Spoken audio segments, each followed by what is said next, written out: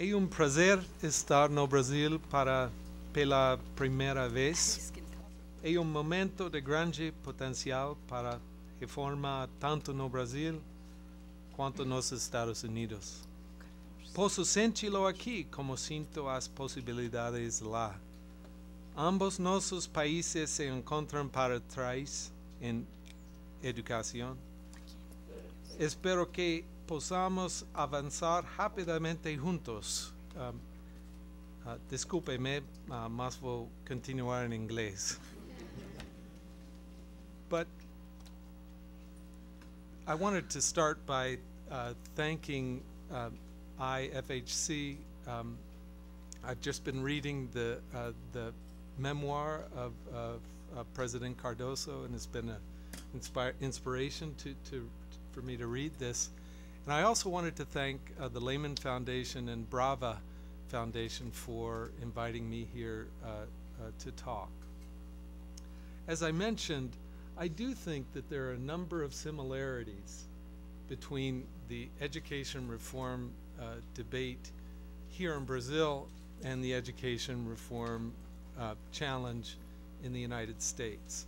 And in my role at the Gates Foundation, we faced a very similar challenge to the challenge you're facing here, in the sense of, okay, of the many issues we could be working on the many aspects of education that need work, what is the lowest hanging fruit? What is the highest payoff intervention we could undertake? There are three areas where actually I think there is the greatest promise in the U.S. One is what I'll be talking about today, which is around providing better feedback to teachers on the work that they're doing in the classroom. A second one that I won't be talking about today, but which is just as important, is developing some common national standards, which I think is a huge issue here in Brazil, just as it has been in the U.S., where in the past each state has set their own standards rather than coming up with a common set of standards.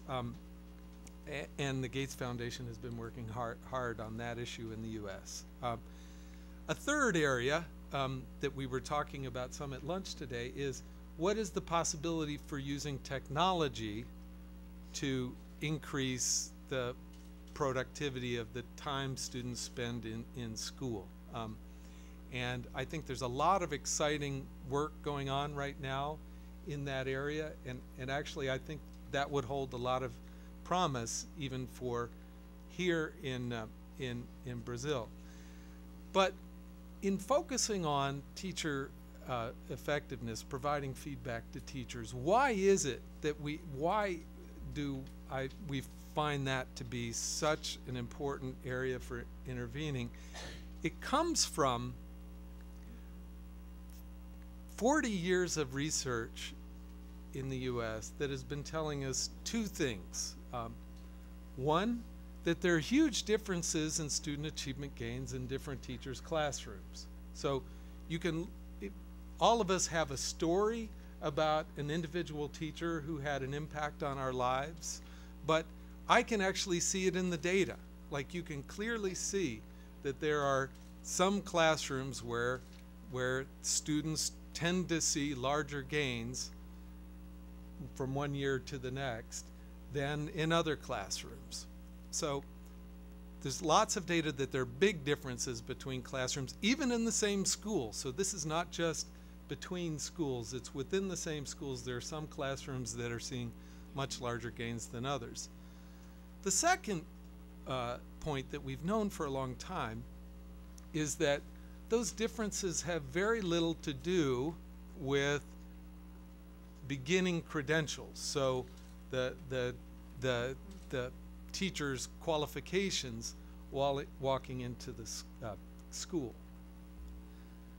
But it's almost as if we've designed the policies based on as if the facts were just the opposite. You know, it's almost as if we've taken those facts and designed policies around what just the opposite, you know, would imply. So why? Well, in our policies in the U.S., we focus have focused in the past, much of our effort on teachers' credentials coming into the classroom. So there's and there are tests teachers need to take before they come into the classroom.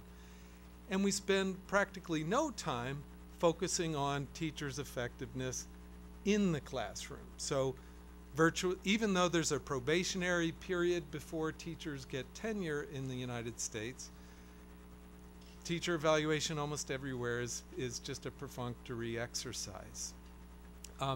Now, if the quality of instruction is so important, as we often say, I often see in U.S. literature, but then also in translations of some of the work here in Brazil, one often sees sentences like, teachers are the most important in-school factor for student learning, or teachers matter. Well, if teachers and teaching matter so much, why do we pay so little attention to it while people are in front of the classroom?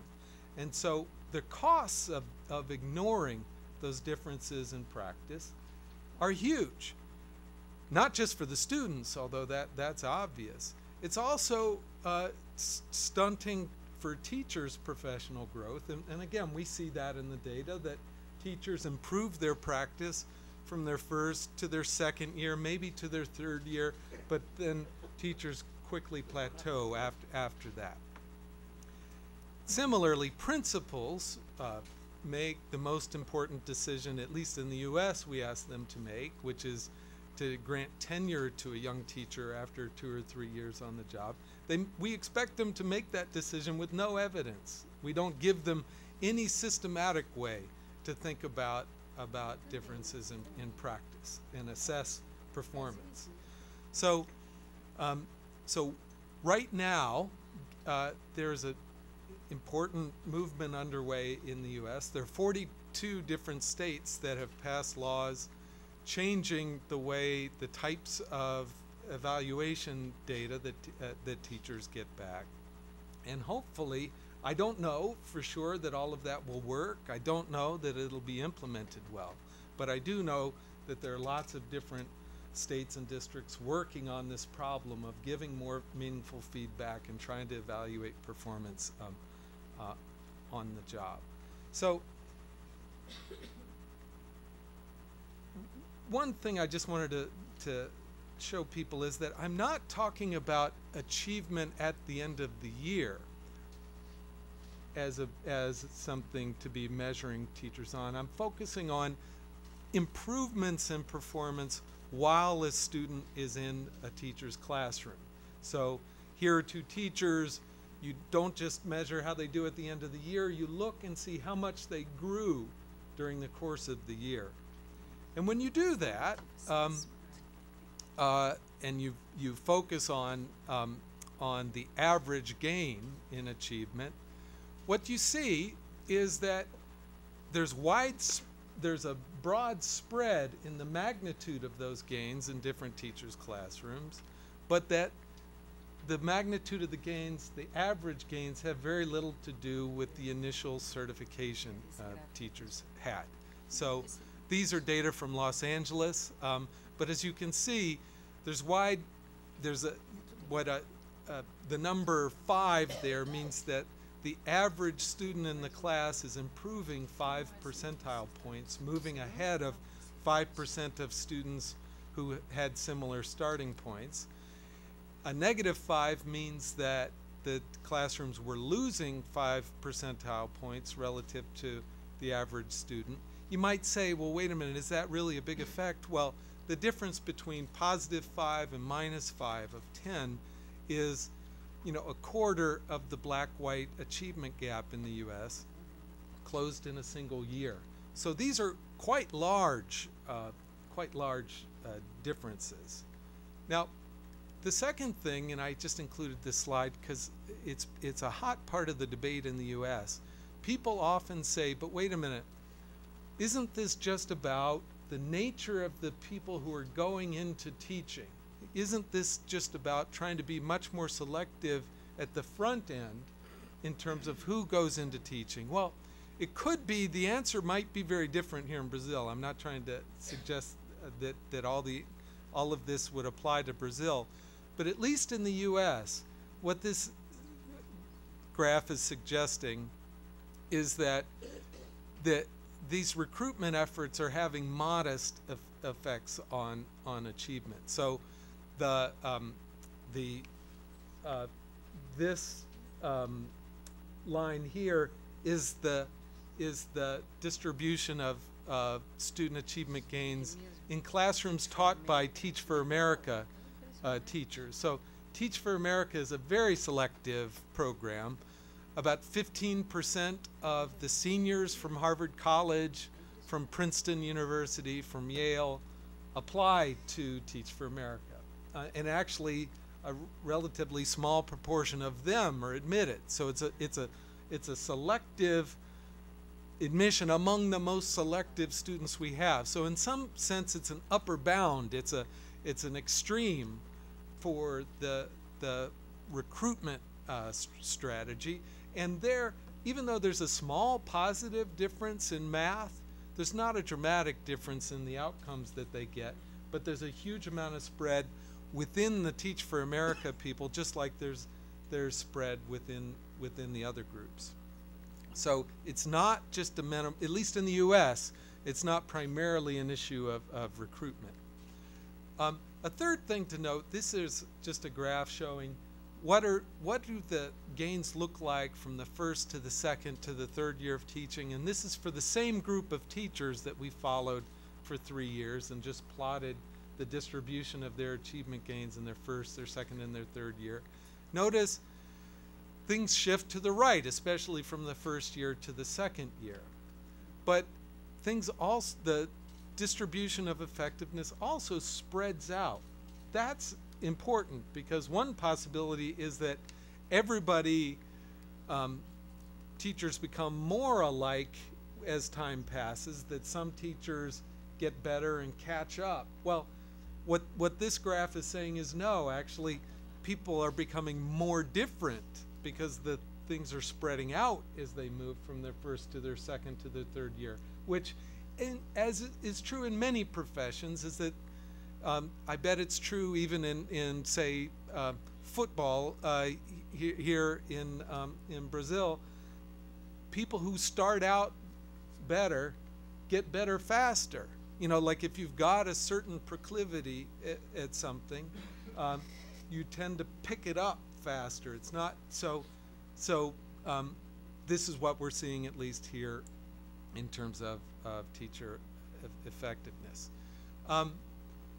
Now, a fourth thing we're seeing, though, is, as I mentioned, is that teacher evaluations have been perfunctory. You know, that there's relatively little systematic look at practice among teachers. So, as I said, if teaching practice is so important, why do we ignore it? Even school systems are ignoring it. It's not just that you know, voters don't pay enough attention to education. The quality of instruction is not something that school districts, at least in the U.S., have spent a lot of time focused on. The 98% of teachers would get the same satisfactory rating, and the 2% that were rated unsatisfactory, when we look at their achievement gains, they're not any worse than the people who are rated satisfactory.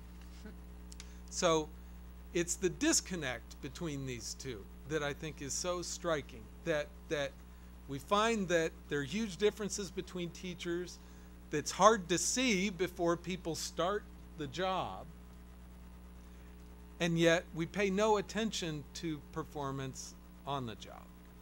Now, one of the tricky things is in figuring out, even if you start with the problem that, okay, yes, this is about teacher effectiveness, we need to figure out ways of reforming our policies around the effectiveness of individual teachers, it's a hard problem to figure out, okay, where do you intervene? So one possibility is to intervene in pre-service training, so in teacher training institutions. But as somebody who teaches in higher ed, I'm not optimistic about that strategy, just because you think it's hard to change elementary and secondary schools. Just wait till you try to change the universities. that universities are just very difficult animals to move. And if you, that's one potential strategy, but that would be a tough go. The Gates Foundation has decided not to do anything in pre-service training for now. The second place to go is to focus on recruitment. But as I said before, even though I think you can get some small bumps, at least in the U.S. on recruitment, that our evidence in the U.S. is not suggesting that we're going to be getting large effects there. Another place to focus is during this probationary period early in a teacher's career. Now, we often point to unions as being, in the U.S., we often point to unions as being a barrier. But I actually think that is letting school districts off the hook. The fact is, under many collective bargaining agreements, there is a probationary period during the first 2 or sometimes 3 years of a teacher's career when school districts do have the right to not renew a teacher's contract. Problem is, they waste that opportunity. They don't use that time to assess performance. Now, it's not just about making sure that people who are ineffective do not get tenure, because once they cross that threshold, it's much, much harder to do anything. It's also about making sure that the people who are highly effective are retained.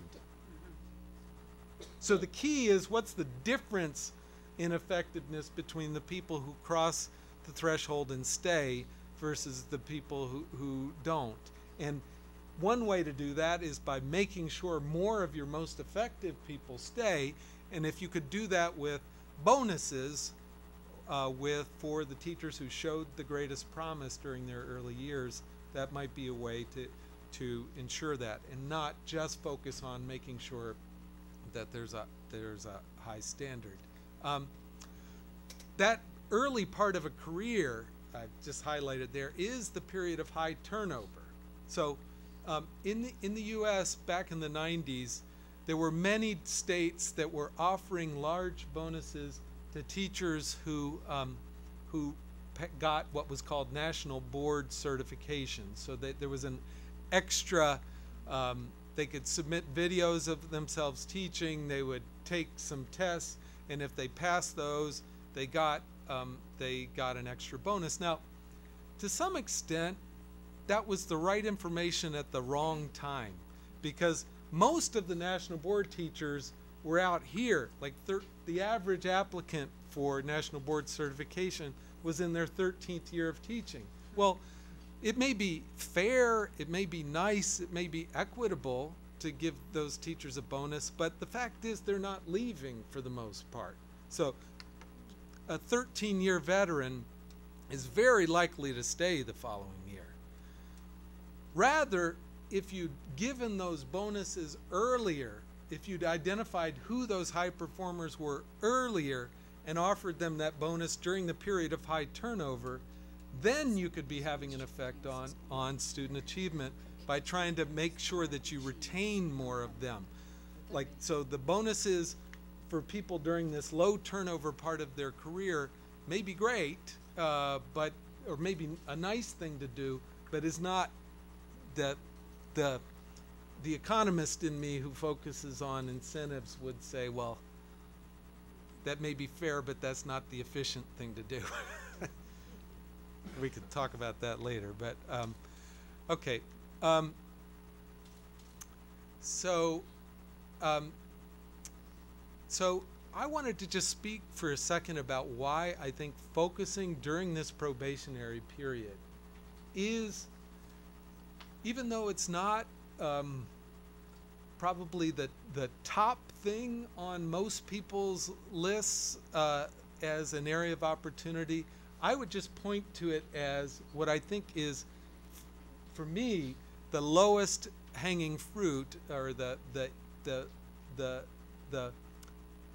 policy that I wonder how lowest hanging fruit translates, but the policy that would have the biggest payoff for the least cost, and there are a few different reasons. One is at least in the U.S., that is an area, and as I understand, at least it may be true here, that probationary period is a period where school districts would have a lot more flexibility to make sure that they don't retain the least effective teachers. A second point is that that I think is an area potentially for common ground with the labor unions, at least in the U.S., that having a serious threshold, a serious bar for tenure, makes the thing that they care most about, that is job security for most of their members, more valuable, not less valuable. It builds legitimacy for tenure if tenure is a serious hurdle, as opposed to what it is now, which is just a perfunctory. There's no honor in achieving tenure if everybody gets if everybody ever hired always achieves tenure. A third reason is that and this is what I worry about in the U.S. Debate right now, is that all the school districts and states that are trying to implement these new evaluation policies are trying to implement them system-wide at the same time. So if this is not something that they've been doing well, and if they don't have the infrastructure to do, to try to take it on and in 1 year implement an evaluation for all of the teachers in the school system in 1 year, that's just a recipe for disaster. And so a third reason to focus in this area is you could focus on the 15% of the workforce that is in this probationary period and do a reasonable job of providing people feedback on the work that they're doing. And then fourth, given high turnover rates, focusing, so teachers, in most urban school districts, there are large numbers of teachers being hired every year.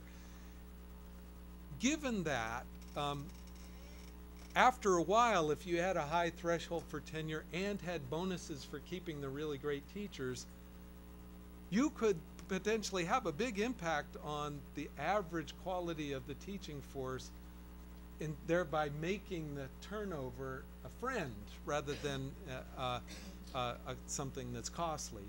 It turns it into a positive thing.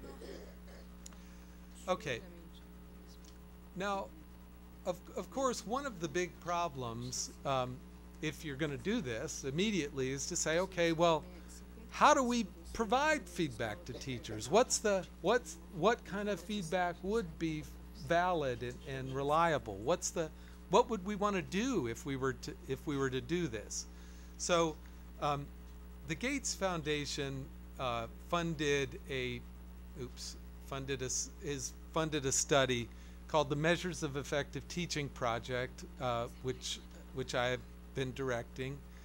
It's the largest study of instructional practice ever undertaken. So it's about a $50 million study that we've done in the last 3 years.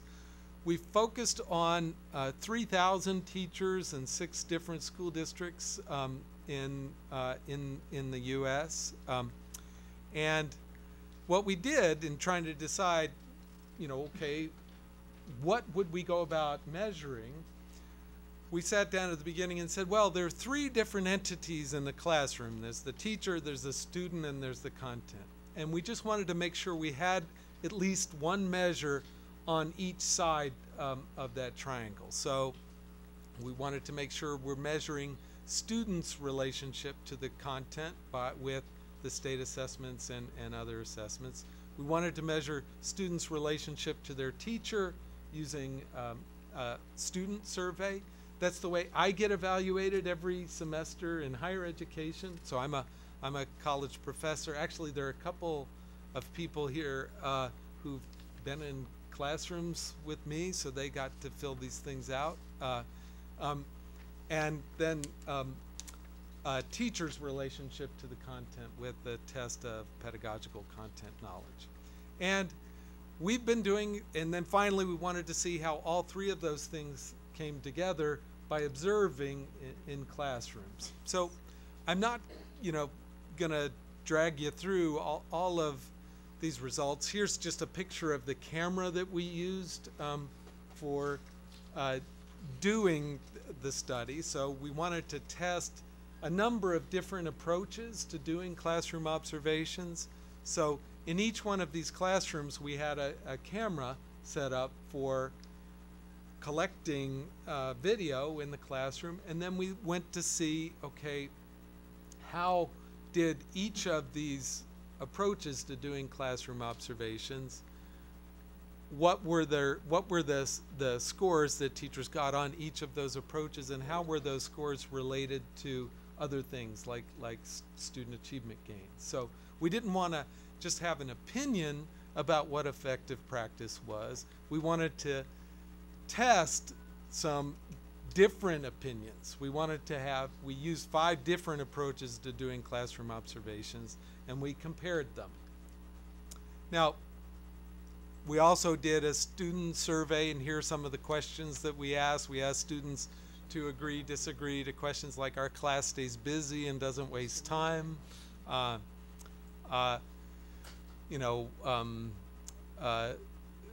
Students in this class treat the teacher with respect. My teacher explains difficult things clearly. Here's one of the most predictive ones, was in this class we learned to correct our mistakes. So these questions were not just, does the student like the teacher? We asked students about specific aspects of practice, and we looked to see, one thing we didn't know was how well students could distinguish between teachers, or how much they would. So one possibility is that in every classroom there are a few grumpy people and a few happy people, but there's not much differences between different classrooms. That's not what we found, actually. We found that there are big differences in student responses in different teachers' classrooms. And among the things that were that we measured, it was among the most reliable, in the sense that the difference when a teacher's rating from one classroom was likely to be consistent with their rating in another classroom. So if a teacher taught 2 different groups of students, the students tended to say similar things about them. Yes, so we've, Sergio just asked me what age.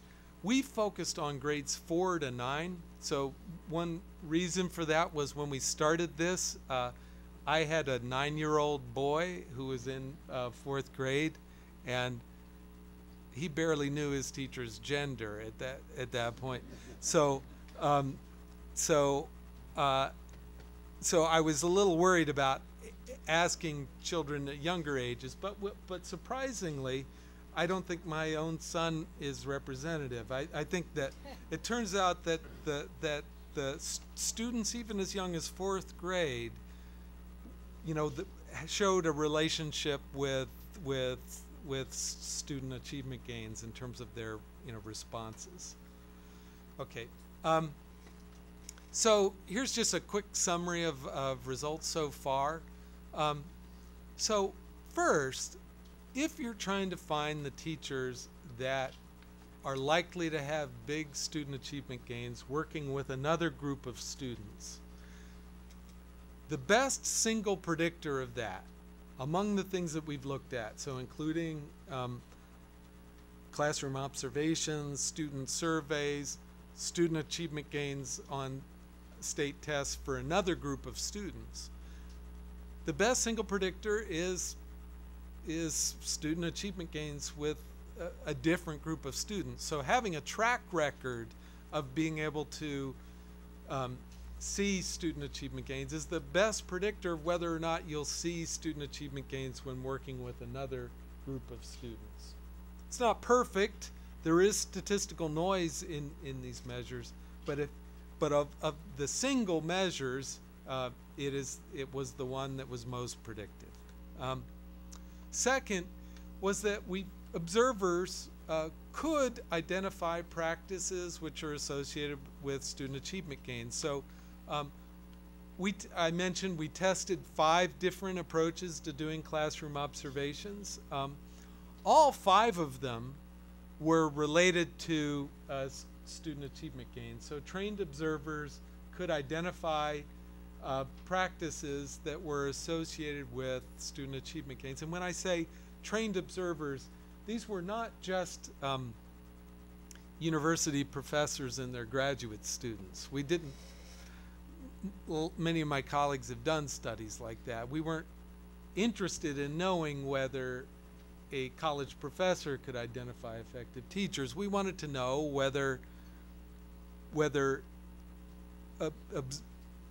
trained observers, many of them former teachers, if they could receive training in a particular rubric, could they apply it well? Could they go into a classroom and give consistent scores on questioning technique, for instance? So on one of the instruments, a teacher would get a high score on their questioning technique if most of their questions required students to explain their answer, or if students asked each other questions, or if the students initiated some of the questions of the teacher. A teacher would get a low score on that if they asked a bunch of yes/no questions, and if the teacher was the source of all questions, the mediator of all questions, and the students weren't involved at all. Well, one of our questions was, could you train people to recognize excellent questioning technique and score it reliably? And what we found was, yes, their responses were related, but to get reliability required observing multiple times, so just one class lesson was not enough, and by using multiple observers. So we had to have 4 different observations to get to the point where we got a reliable measure out of the classroom observation instruments that we were using. So it's possible. Now, in this, we're not saying, this is one question I often get, is, hey, wait a minute, are you trying to argue that teaching can be broken down into just a discrete set of skills? No, I'm not saying excellent teaching could ever be broken down into, I couldn't parse every aspect of practice, but I do think that there are, or based on the evidence we've seen, there are particular general competencies that are associated with student achievement gains, and it is possible to give teachers feedback on those specific strengths and weaknesses. Third, we found that the student surveys, again, could provide feedback on specific aspects of practice, and that those responses were reliable in the sense of being consistent across different groups of students and predictive in that it was related to student achievement gains. And then fourth,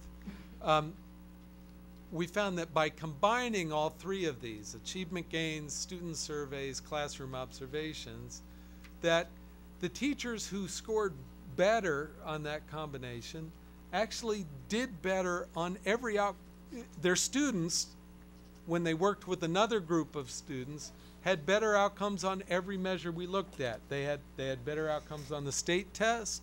They had better outcomes on some supplemental tests that we gave that were intended to measure students' conceptual understanding. The students reported higher levels of effort. And actually, one of my co-authors in this work, I wish I had him here, because if he were here, you would know exactly what I'm talking about. He is somebody who just values children having fun. So we added some questions on. So for the elementary students, the question was, this class is a happy place for me to be. This friend of mine is the happiest guy I know. So we wanted to just see whether this was true. And actually the teachers with larger, who scored better on this combined measure, had students who were more likely to report that this class, was an enjoyable, experience. So it's not just that these measures would identify the teachers who were just drilling all the time. So now, this kind of work, even though this project was unusual in terms of its size, but even with that size, like a $50 million project, the payoff in terms of changes in policy, have been tremendous. So, 42 states in the District of Columbia have changed in the last few years their approach to teacher evaluation. Like I said, it remains to be seen how well that's done, but there is this process underway. And if you look at the teacher payrolls in those 42 states, they totaled $220 billion. So with $50 million, the Gates Foundation is leveraging a $220 billion per year government spend. In addition, the U.S. Department of Education created something called Race to the Top, which provided another $4.5 billion of money that, again, is many of the states that won Race to the Top funds are implementing lessons learned in this measures of effective teaching study. So this kind of work can leverage much larger changes in the public sphere if it's designed in a certain way. And we could talk about what are the aspects, what were the key aspects of a study that is most likely to have an impact on policy, if people are interested in that. I feel like we've learned something about that in recent years, and we could talk about that. But I just wanted to underscore how important the philanthropic community in the United States has been for the education reform debate there. So think about it. So there are all sorts of actors that have a vested interest in the current system. So any sort of voice for reform has to come from someplace, and in the U.S. that has been the loudest voice for reform, and I think the most effective voice for reform has come from the philanthropic community, which, in working in tandem with political leaders. But I would just applaud the work that the Lehman Foundation and Brava and IFHC is doing, and I'm sure there are other foundations that I know I've heard Dennis talking about that are doing important work here in Brazil. But I think that's going to be a critical part of finding the solutions going forward. Now, just my last slide. We are still working on some of the analyses. So we've released 2 reports so far, one focusing on the student surveys, one focusing on the classroom observations. We have at least 2 more reports coming out later this year. and so people should if you're interested, could keep an eye on this website, www.metproject.org. There are other resources there that people would be free to use. We described the observation instruments, so what was the approach to doing classroom observations that we did. We provide the student surveys, and then there's other software to help train and certify observers for doing classroom observations. So why don't I stop there? I look forward to discussion later, but again, thank you. This is clearly an exciting time in Brazil, and it's just been a huge pleasure for me to be here during this exciting time, and for this to be my first trip here is even makes it even more special. So thanks.